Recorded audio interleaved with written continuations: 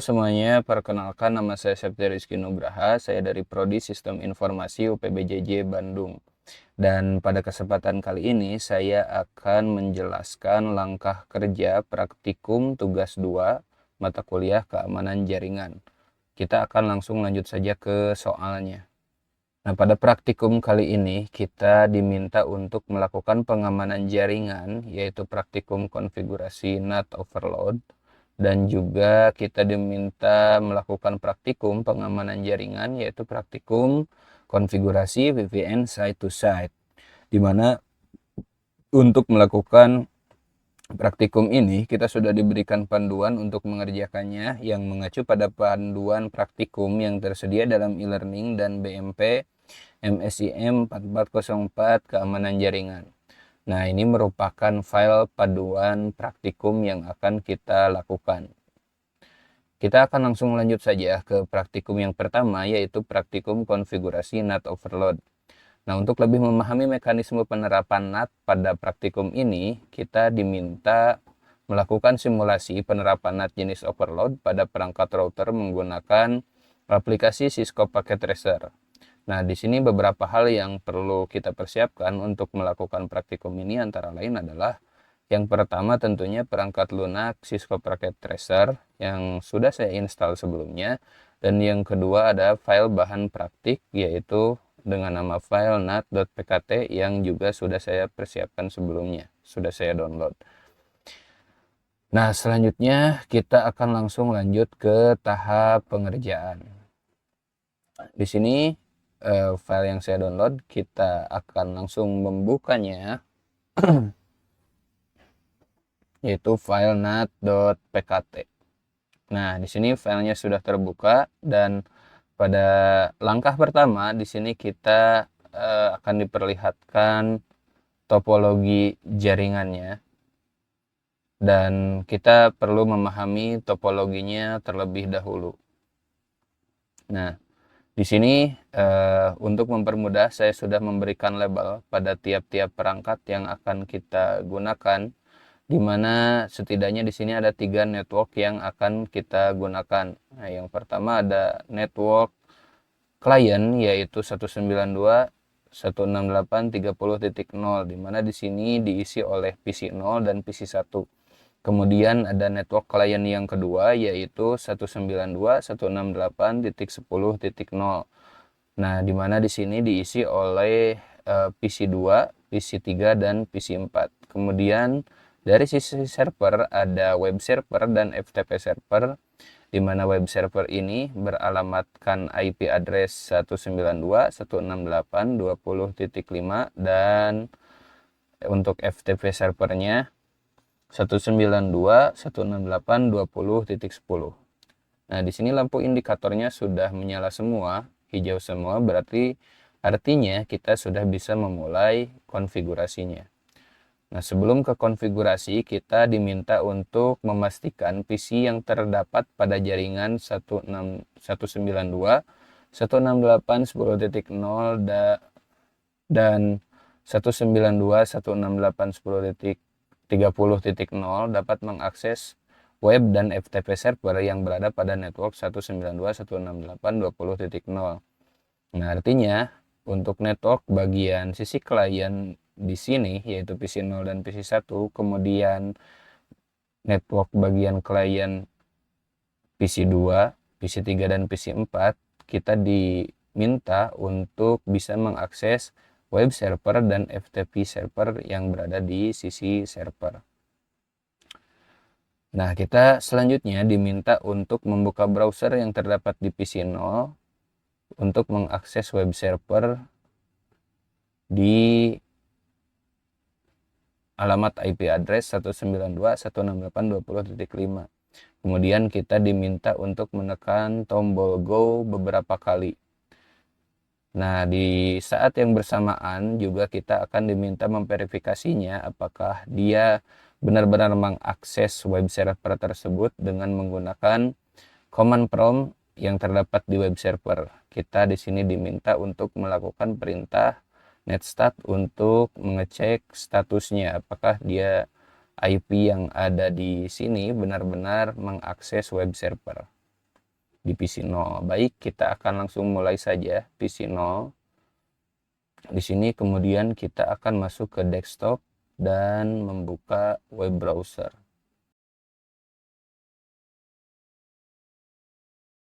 Nah, kemudian di sisi server juga kita akan buka di web server, yaitu desktop, dan kita akan membuka command prompt untuk mengecek statusnya.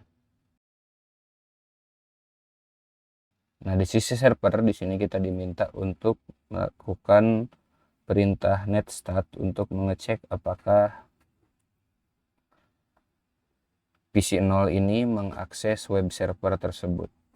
Nah, di sini kemudian kita masukkan IP address-nya web server 192.168.20.5. Kemudian kita klik go dan kita klik go beberapa kali. Nah, kita sudah melakukan klik go beberapa kali, kemudian di bagian sisi web server kita masukkan perintah netstat dan enter. Nah, di sini sudah terlihat bahwa IP address 192.168.30.5 yang merupakan IP address PC 0 itu sudah mengakses web server yang berada di IP address 192.168.20.5. Oke. Nah, selanjutnya kita akan menguji juga bahwa apakah FTP servernya bisa diakses. Nah, FTP server ini berada di jaringan atau IP address 192.168.20.10. Dan kita di sini diminta mengaksesnya melalui PC 4. Nah, ini adalah PC 4 dengan IP address 192.168.10.7. Kita klik. Kemudian kita buka desktop dan pilih command prompt. Nah, di sisi server, di FTP server, kita juga klik, kemudian masuk ke desktop dan buka di command prompt. Sama seperti di web server, di sini kita juga masukkan perintah netstat. Kemudian di sisi klien di PC 4 ini, kita masukkan perintah FTP dan masukkan IP address FTP servernya 192.168.20.10. Enter. Kemudian di sini kita diminta memasukkan username, kita isikan saja Cisco dan passwordnya juga Cisco. Enter. Kemudian kita lihat statusnya. Nah, di FTP server ada active connection atau ada koneksi yang aktif yang masuk, yang itu merupakan dari IP address 192.168.10.7 yang mana ini merupakan IP address PC 4. Ini tandanya untuk pengujian FTP server sudah berhasil, bahwa dari dari PC 4, PC client sudah bisa mengakses FTP server, dan begitupun sebaliknya dari sisi server juga sudah bisa dipastikan bahwa IP address yang mengakses FTP server dan juga web server tadi bisa mengakses sisi server tersebut, yang mana hal itu dibuktikan melalui perintah netstat di command prompt. Nah, selanjutnya dari praktikum tersebut, kondisi awal pada topologi tadi adalah bahwa semua PC yang ada di jaringan 192.168.30.0 itu bisa mengakses web server dan FTP server. Begitupun juga dengan jaringan klien yang berada di network 192.168.10.0 itu bisa mengakses sisi web server dan juga FTP server.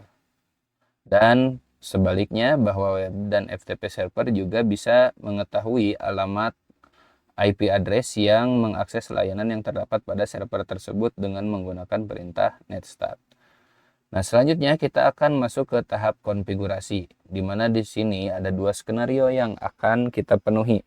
Skenario yang pertama adalah semua PC yang terdapat di jaringan 192.168.10.0 itu dapat mengakses layanan web dan FTP server dengan memanfaatkan fitur NAT sehingga web dan FTP server tidak mengenali alamat pengirim asli yang berasal dari network 192.168.10.0. Nah, di sini nanti kita akan mengkonfigurasi bahwa di jaringan ini, di jaringan 192.168.10.0 itu masih tetap bisa mengakses web server dan FTP server, tetapi alamat yang diketahuinya bukan alamat IP yang ada di sini yang sudah saya isikan, yaitu 192.168.10.5 yang ada di PC 2, begitupun di PC-PC lainnya, yaitu PC 3, PC 4. Jadi sisi server tidak akan mengenalinya dengan alamat IP yang ada di sini. Nah, kemudian dari skenario B, di semua PC yang terdapat di jaringan 192.168.30 dapat mengakses layanan web dan FTP server, tetapi web dan FTP server masih mengenali. Jadi di sini kita tidak akan mengkonfigurasi apapun pada jaringan 192.168.30.5 dan dia masih tetap bisa mengakses web server dan FTP server. Hal ini tentunya untuk membandingkan apakah konfigurasi untuk jaringan ini, jaringan 192.168.10.0, apakah berhasil atau tidak. Nah, selanjutnya kita akan melakukan konfigurasi di R1 atau router 1 ini untuk memenuhi skenario-skenario yang diminta di tahapan sebelumnya. Kita masuk ke R1, kemudian kita pilih CLI. Nah, di sini kemudian kita akan memasukkan perintahnya.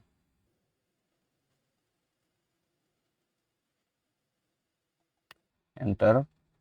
Nah, selanjutnya kita akan langsung melakukan konfigurasi pada router 1 atau R1 di sini. Di sini kita tinggal klik, kemudian masuk ke CLI di sini. Kita masuk, enter. Nah, kemudian kita akan memasukkan beberapa perintah konfigurasi di sini yang ada di panduan praktikumnya.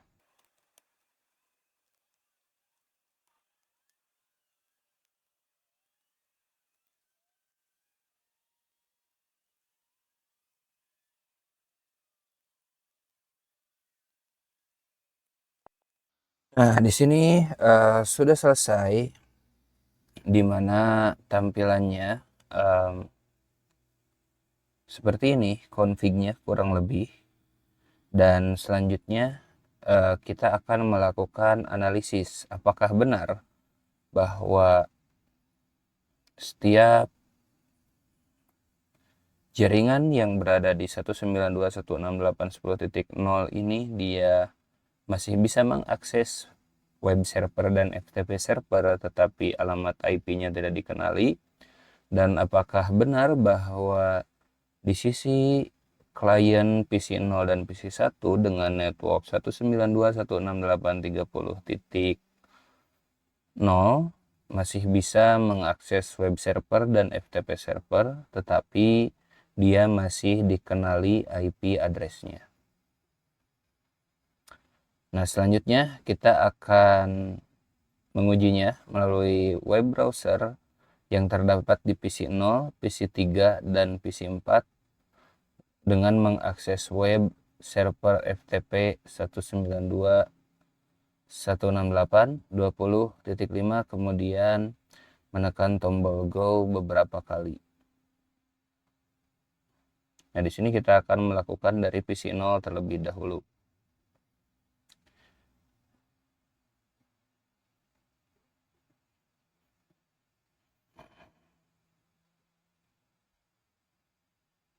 Kita kecilkan terlebih dahulu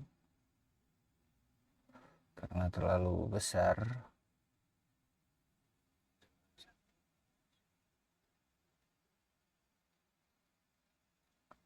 Kemudian kita masuk ke desktop dan web browser.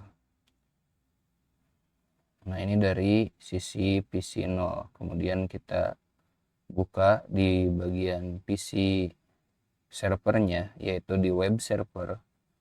Kemudian kita masuk ke service, ke desktop dan pilih command prompt. Kemudian kita kecilkan juga agar terlihat.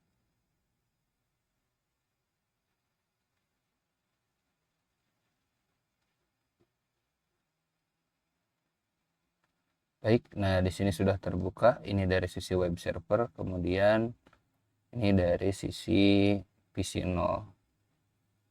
Nah, di sini kita akan siapkan perintah net start dan kemudian kita akan menekan tombol go sebanyak 5 kali lah. Oke, nah kita masukkan terlebih dahulu IP address dari web servernya 192.168.20.5, kemudian 1 2 3 4 5. Nah, di sini kita langsung di bagian web server kita net start. Nah, di sini ada 5 kali percobaan ya, yaitu dari 192.168.30.5. Nah, di sini berarti bahwa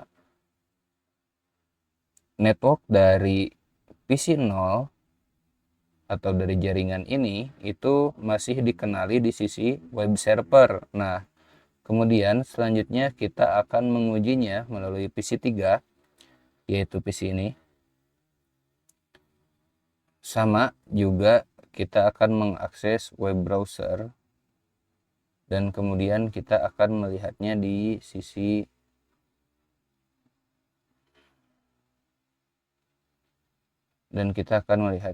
server.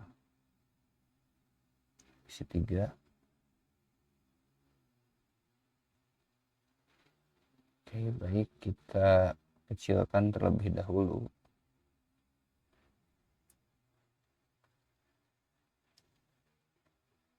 Nah, ini dari sisi PC3. Kemudian kita juga siapkan perintah net start. Baik, kita akan akses dari PC3. Nah, seharusnya di sini ketika kita memasukkan IP address atau menguji web servernya, maka karena sudah dikonfigurasi dia tidak akan terbaca IP address-nya. Oke, enter. Kita klik beberapa kali. 1, tadi 2, 3, 4, 5, 6, 7 untuk membedakan. Kemudian kita net start, enter. Nah, di sini kita masuk, ada bahwa diindikasikan ada akses terhadap web server, tetapi di sini di PC3 ini IP address-nya adalah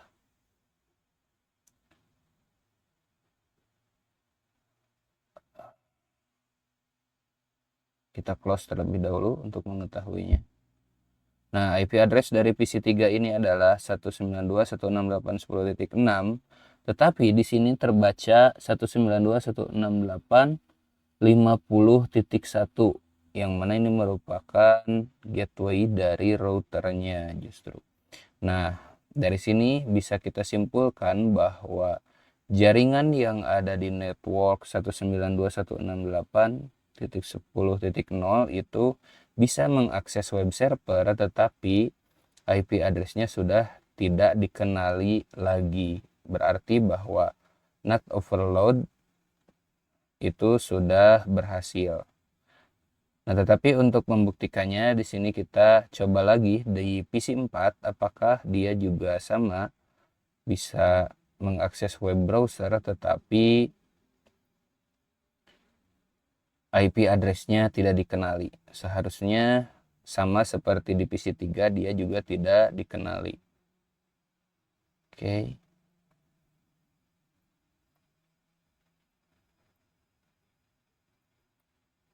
PC4.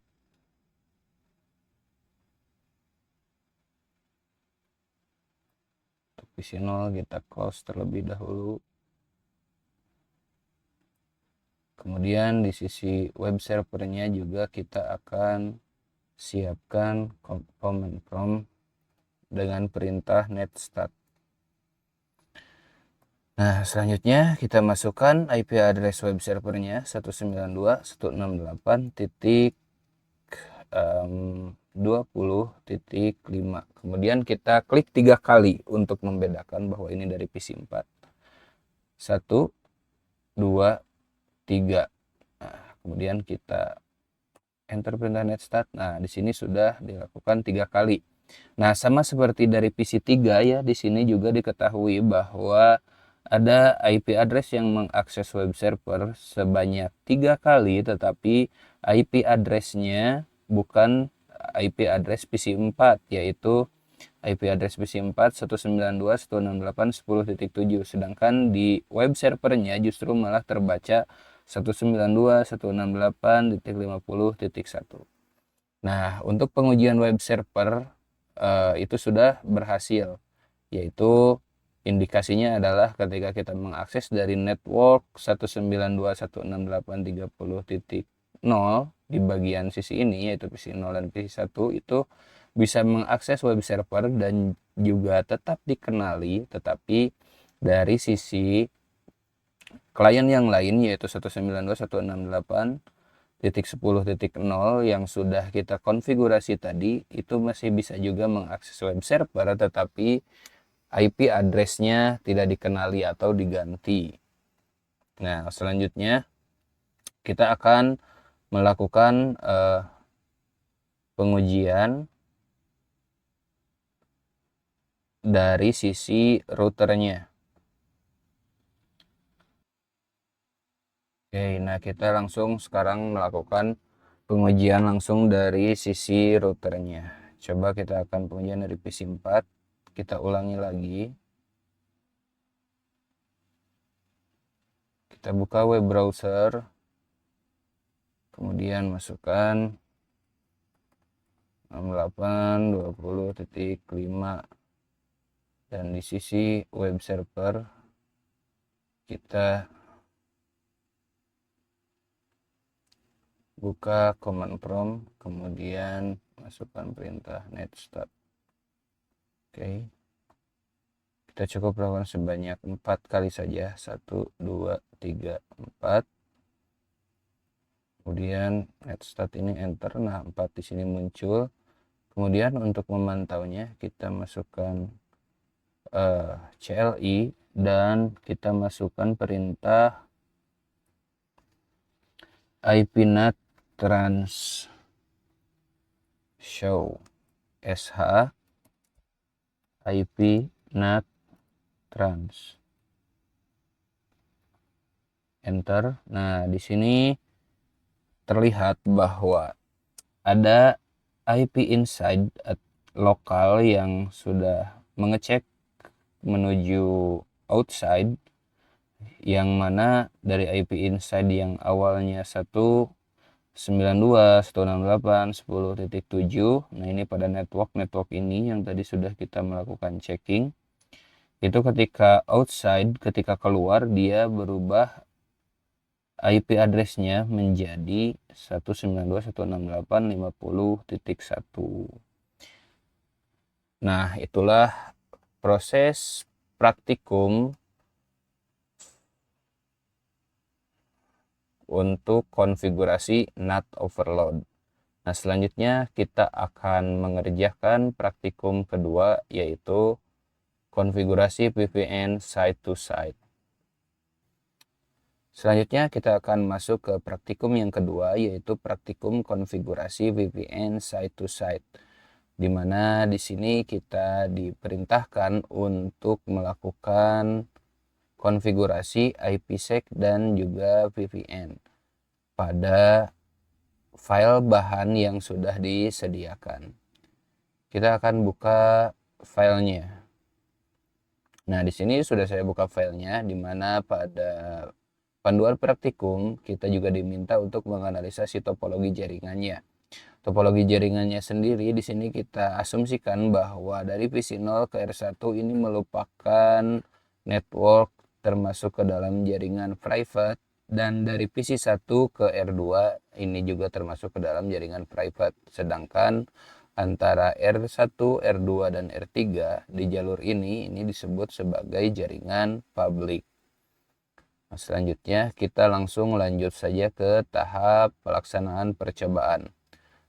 Nah, tahapan pertama di sini kita akan mengkonfigurasi IPsec-nya, di mana kita akan mengaktifkan fitur-fitur keamanan pada perangkat router yaitu R1, R2, dan juga pada router 3 dengan memasukkan perintah-perintah berikut ini. Kita akan mulai dari router 1. Kita buka router 1, kemudian masuk ke CLI. Kemudian kita enter. Di sini kita enablekan terlebih dahulu, terus kemudian kita masuk config. Yes, dan masukkan perintah license boot modul C2900 teknologi min package security K9. Kemudian kita enter, lalu pilih yes pada bagian ini, kemudian enter lagi dan kita end, kemudian enter, dan kita masukkan perintah copy running config dan startup in config, enter. Kemudian kita pilih startup min config, kemudian kita enter. Nah, ini sudah berhasil. Kemudian kita reload, enter, enter lagi. Di sini kita tunggu prosesnya sampai selesai.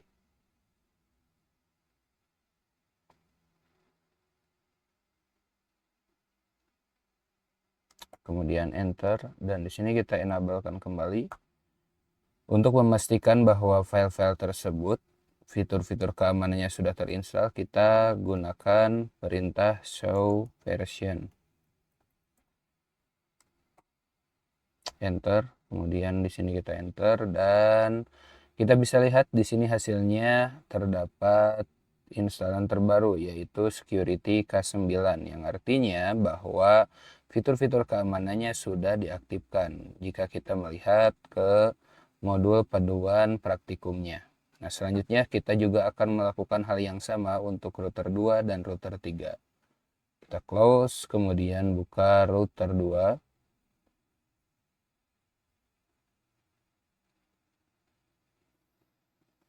Masuk ke CLI dan lakukan hal yang sama.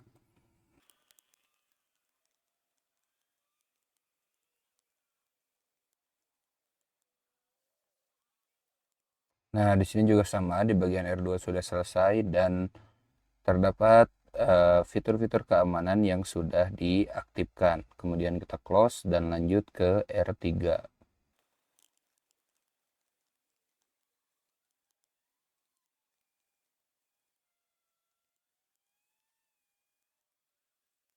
Nah, di R3 juga sudah selesai. Kemudian kita juga bisa memastikan bahwa fitur-fitur keamanannya sudah terinstall juga. Selanjutnya kita akan memasuki tahapan konfigurasi parameter IPsec pada R1 dan juga R3 berikut. Nah, di sini ada beberapa hal yang perlu kita pastikan, bahwa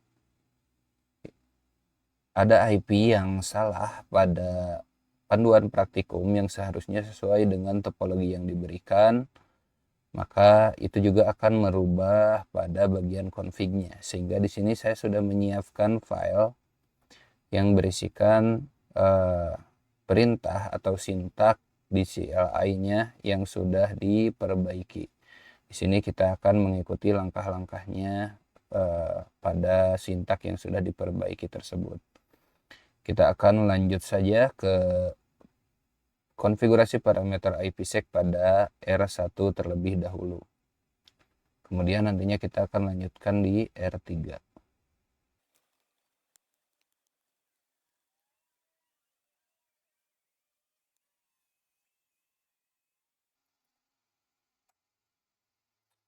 Nah, untuk konfigurasi di R1 ini sudah selesai dan di sini sudah dinyatakan ISAC-MP is on. Ini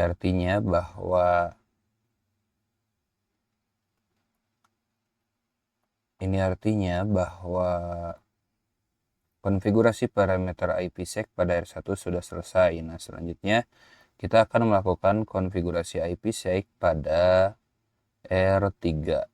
Di sini kita buka, kemudian kita juga masukkan perintah yang sama dengan perintah yang ada pada panduan berikut.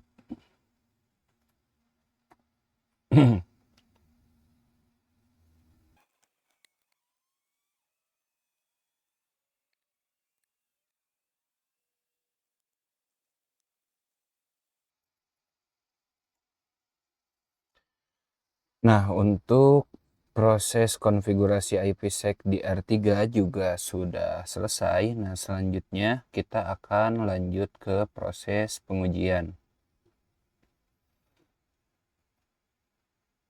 Nah, untuk pengujiannya di sini kita akan diminta mengirimkan paket dari PC0 ke PC1 menggunakan perintah ping. Apakah file tersebut akan terkirim atau tidak? Kemudian kita akan memverifikasi paket yang terkirim secara terenkripsi menggunakan perintah berikut. Baik, kita mulai dari pengujian pertama, yaitu dari PC0. Kita pilih desktop, kemudian command prompt, dan masukkan IP address 92.168.20.10. Enter.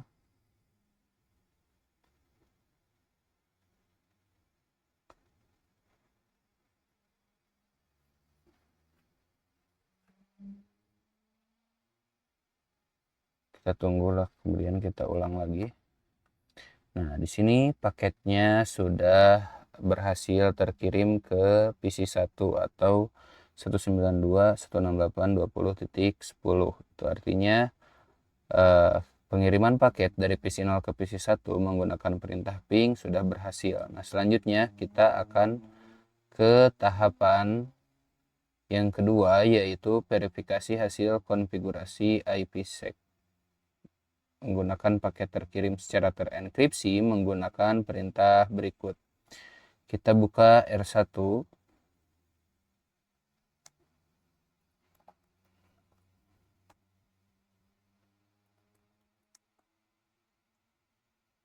Nah, kemudian kita masukkan perintah show crypto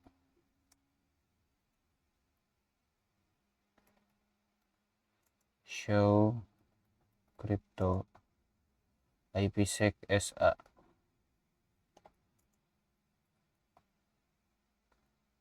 Oke, kemudian kita enter.